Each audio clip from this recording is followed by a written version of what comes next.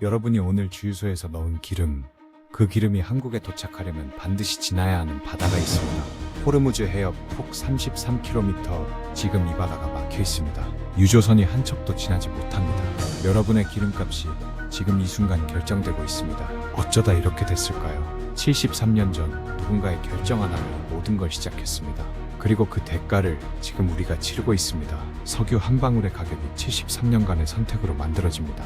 오늘 그 이야기를 처음부터 끝까지 풀어보겠습니다. 1951년 이란 모하마드 모사데그라는 사람이 연단에 섭니다. 민주적으로 선출된 총리였습니다. 그가 한 선언은 단 한마디, 이란의 석유는 이란의 것이다. 왜 이런 선언을 해야 했을까요? 당시 영국 AIOC, 지금의 BP가 이란 석유를 독점하고 있었습니다. 이란이 자기 땅에서 나는 석유로 받는 몫은 고작 16%, 영국이 84%를 가져갔습니다. 쉽게 말하면 이렇습니다. 여러분 집마당에서 석유가 나는데 옆집 사람이 와서 84%를 가져가고 회계장부도 안 보여주는 겁니다. 참으시겠습니까? 이란 국민은 참지 않았습니다. 모사데그는 압도적 지지를 받았고 석유 국유화를 밀어붙입니다. 영국은 분노했습니다. 석유 금수 조치로 이란 경제를 압박합니다. 하지만 모사데그는 꿈쩍도 하지 않았습니다. 그래서 미국이 나섭니다. CIA 작전명 아젝스, 지휘관은 커밋 루스벨트 주니어, 미국 대통령 시어도어 루스벨트의 손자입니다. 대통령의 손자가 다른 나라의 민주정부를 뒤엎으러 간 겁니다. 단 나흘이었습니다. 1953년 8월 15일에서 19일까지 나흘 만에 민주정부가 무너졌습니다. 테헤란 거리에서 200명에서 300명이 목숨을 잃었습니다. 모사데그는 체포되어 감옥에 갇혔고 가택연금 상태에서 1967년 세상을 떠납니다. 민주적으로 뽑힌 지도자가 석유 때문에 사라진 겁니다. 이 사실을 60년이 지난 2013년에 CIA가 공식 인정합니다. 우리가 했다고, 그게 정보기관의 첫 번째 성공적 정권 전복이었다고. 팔라비 왕이 복귀합니다. 석유는 다시 서방의 손으로 돌아갔습니다. 미국은 원하는 걸 모두 얻었습니다. 석유, 동맹, 안정, 나흘 만에 완벽한 승리로 보였습니다. 그런데 잠깐 생각해 보겠습니다. 민주적으로 뽑힌 지도자를 석유 때문에 나흘 만에 끌어내렸습니다. 이 나흘이 73년간의 연쇄 반응을 시작합니다. 미국은 나흘 만에 승리했습니다. 하지만 그 대가를 73년째 치르고 있습니다. 지금부터 그 대가가 어떻게 불어났는지 따라가 보겠습니다. 팔라비 왕은 26년간 이란을 통치합니다. 겉으로는 화려한 근대화 백색 혁명이라 불렀습니다. 고속도로가 생기고 도시가 커지고 여성에게 참정권을 줬습니다. 하지만 이면이 있었습니다. 비밀경찰 사바크, 이 조직을 만든 게 CIA와 이스라엘 모사드였습니다. 사바크가 존속한 19년 동안 30만 명이 감옥을 거쳐갔습니다. 30만 명이 어느 정도냐면 서울 관악구 전체 인구입니다. 관악구 사는 사람 전부가 한 번씩 감옥에 다녀온 셈입니다. 고문은 일상이었고 엠네스티는 이란을 세계 최악의 인권 침해국으로 지목했습니다. 그런데 여기서 놀라운 사실이 하나 있습니다. 이 시기 이란과 이스라엘은 절친이었습니다. 30년간 밀월관계, 석유도 주고받고 군사협력까지 했습니다. 이스라엘 건국의 아버지 벤 구리온이 이란 방문 때 이런 말을 남깁니다. 우리 관계는 결혼하지 않은 진정한 사랑과 같다. 비밀로 해두자. 지금 서로 미사일을 쏘는 두 나라가 한때 이런 사이였습니다. 하지만 국민들의 분노는 조용히 쌓여가고 있었습니다. 석유가 만든 부는 왕실과 외국 기업에게 갔고 일반 시민의 삶은 나아지지 않았습니다. 여기서 교훈 하나 짚고 넘어가겠습니다. 자원이 풍부한 나라가 오히려 가난해지는 현상, 경제학에서 자원의 저주라고 부릅니다. 석유가 나도 국민에게 돌아가지 않으면 그건 축복이 아니라 화근입니다. 그리고 한 사람이 나타납니다. 아야톨라 호메이니. 14년간 해외에서 망명 생활을 하면서도 카세트 테이프에 연설을 담아 이란 전역에 뿌렸습니다. 테이프가 사람에서 사람으로 전달됐습니다.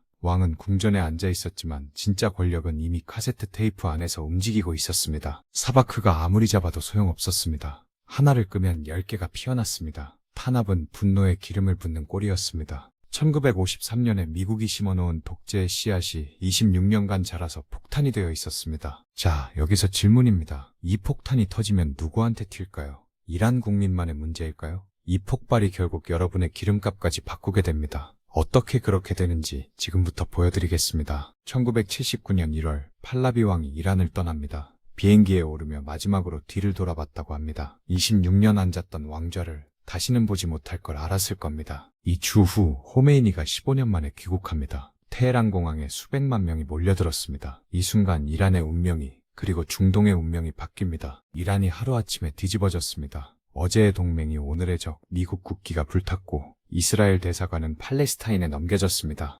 1979년 11월 4일 이란 학생들이 미국 대사관을 점거합니다. 52명의 미국 외교관이 인질로 잡혔습니다. 그리고 놀랍게도 444일 동안 풀려나지 못했습니다. 444일이 얼마나 긴 시간인지 감이 안 오시죠? 1년하고도 2달 반입니다. 외교관 52명이 매일 내일 풀려날까 기다리면서 1년 2달을 보낸 겁니다. 미국은 구출작전도 시도했습니다. 이글클로 작전. 그런데 사막에서 헬기가 추락하면서 미군 8명이 죽고 실패합니다. 이 사건이 카터 대통령의 재선을 무너뜨렸습니다. 인질이 풀려난 건 레이건 대통령 취임식 날이었습니다. 레이건이 취임 연설을 하는 바로 그 순간에 인질이 풀려났습니다. 마지막까지 카터에게 모욕을 준 겁니다. 석유 하나가 대통령을 바꿨습니다. 하지만 석유가 무기가 될 수 있다는 건 사실 이것보다 6년 먼저 증명됐습니다. 1973년 오일 쇼크. 이걸 모르면 지금 일어나는 일을 이해할 수 없습니다. 아랍 산유국들이 석유 수출을 끊었습니다. 이유는 이스라엘을 지원하는 나라들에 대한 보복. 결과는 충격적이었습니다. 유가가 배럴당 3달러에서 12달러로 4배가 뛰었습니다.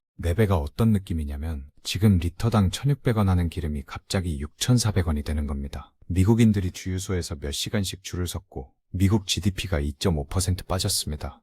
석유 한 방울 안 나는 한국은 이때부터 중동건설 노동자를 보내기 시작합니다. 중동 특수의 시작입니다. 석유가 무기가 될 수 있다는 걸 세계가 처음 알았습니다. 그리고 이란 혁명 직후 2차 오일 쇼크가 덮칩니다. 유가가 또 2배로 뛰었습니다. 오일 쇼크가 알려준 교훈이 있습니다. 석유에 목줄을 잡힌 나라는 누군가 그 줄을 당기면 넘어질 수밖에 없다는 것.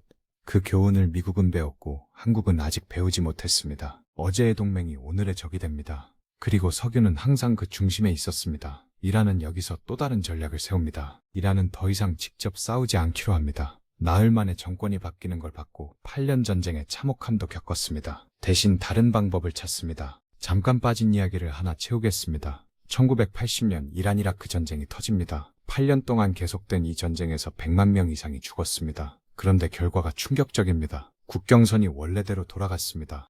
아무것도 달라지지 않은 겁니다. 100만 명이 어느 정도냐면 제주도 전체 인구보다 많습니다. 제주도 사람 전부가 사라지는 규모의 희생을 치르고 얻은 건 제로입니다. 이 전쟁에서 이란은 뼈저리게 깨닫습니다. 직접 싸우면 대가가 너무 크다. 더 충격적인 건 이 전쟁 중에 벌어진 일입니다. 1988년 미국 해군이 이란 민간 여객기를 격추합니다. 테헤란에서 두바이로 가던 이란에어 655편, 승객 290명이 전원 사망했습니다.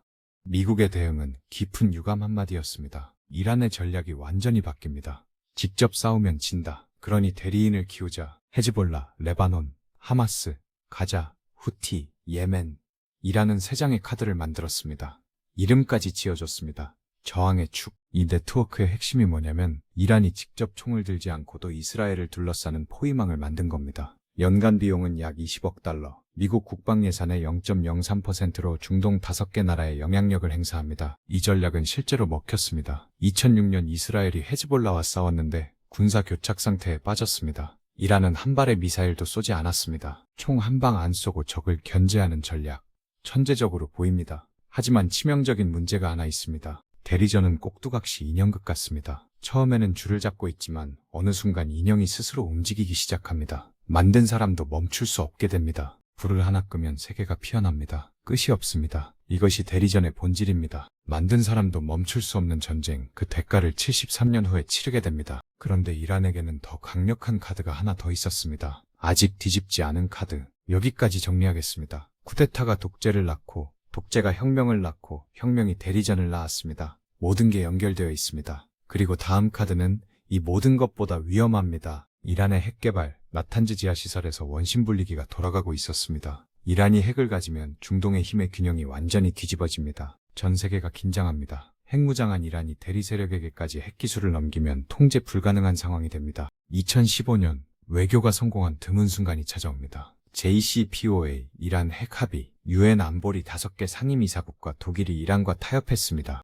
이란은 우라늄 농축을 3.67%로 제한하고 세계는 경제 제재를 풀어줍니다. 핵폭탄을 만드는데 1년이 걸리던 걸 외교로 막아낸 겁니다. 외교가 이긴 순간이었습니다. 하지만 그 승리는 오래가지 못했습니다. 2018년 트럼프 대통령이 이 합의를 일방적으로 파기합니다. 최악의 딜이라면서 찢어버렸습니다. 최대 압박 정책, 제재가 다시 돌아옵니다. 그 결과가 어떻게 됐을까요?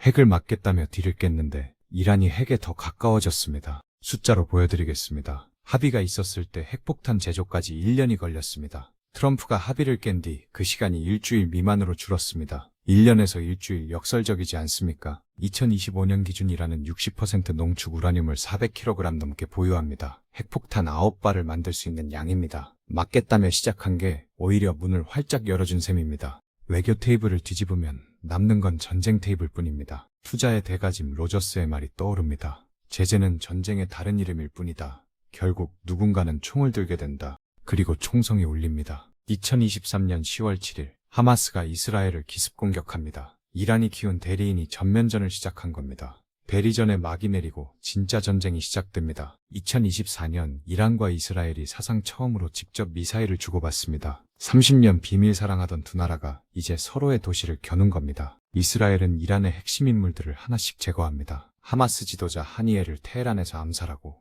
헤즈볼라 수장 나스랄라까지 제거합니다. 이란의 방공망도 거의 전멸시켰습니다. 2025년 6월 열이틀 전쟁.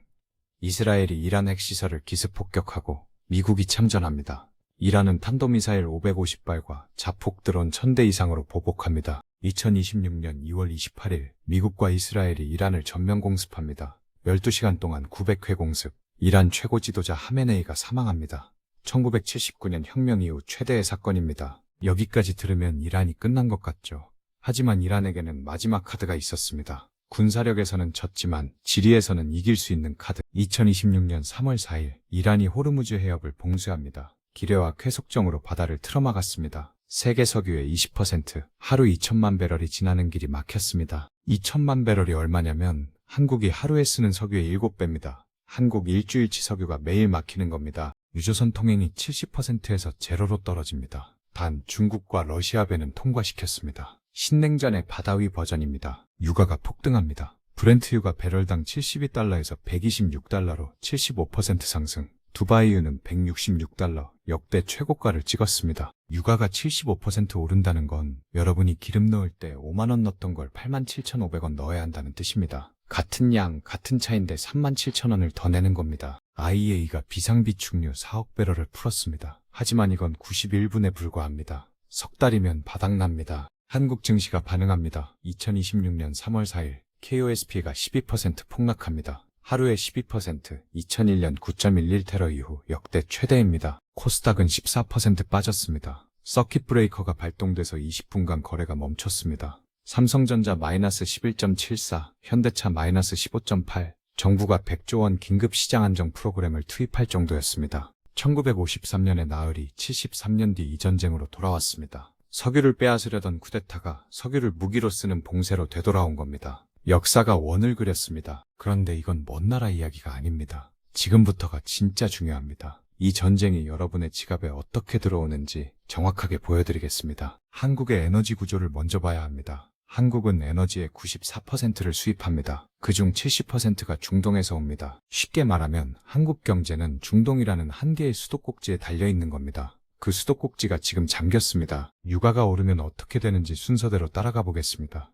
기름값이 오르면 운송비가 오릅니다. 트럭 기름이 비싸지니까요. 운송비가 오르면 배달비가 오르고 배달비가 오르면 치킨값이 오릅니다. 석유가 올라서 치킨이 비싸진다는 게 황당해 보이지만 실제로 이렇게 작동합니다. 정부 발표에 따르면 지금 국제유가를 그대로 반영하면 휘발유가 리터당 400원, 경유는 700원이 올라야 합니다. 정부가 유류세를 깎아서 억제하고 있는 거지 실제 가격은 이미 올라 있습니다. 물가가 오르면 한국은행은 금리를 내릴 수 없습니다. 물가를 잡아야 하니까요. 금리가 안 내려가면 대출이자가 그대로입니다. 주택담보대출 갚는 분들, 이자 부담이 줄어들 기미가 안 보이는 이유가 여기 있습니다. 봉쇄가 석 달 지속되면 한국의 생산비가 11.8% 상승합니다. OECD가 예측한 한국 성장률은 2.1에서 1.7로 떨어집니다. 소비자 심리지수도 5.1포인트 하락, 계엄 이후 최대 낙폭입니다. 정리하면 이렇습니다. 1953년 CIA 쿠데타에서 시작된 73년의 인과가 지금 여러분의 주유소 가격, 치킨 가격, 대출이자까지 바꾸고 있습니다. 먼 나라 역사가 아니라 여러분 통장의 문제입니다. 하지만 위기 속에도 기회를 찾는 사람들이 있습니다. 역사가 그걸 증명합니다. 워렌 버핏은 에너지 위기 때마다 같은 행동을 합니다. 남들이 공포에 팔 때 에너지 인프라를 삽니다. 옥시덴탈 페트롤리엄, 쉐브론 공포가 클수록 기회도 컸습니다. 레이 달리오의 올웨더 포트폴리오,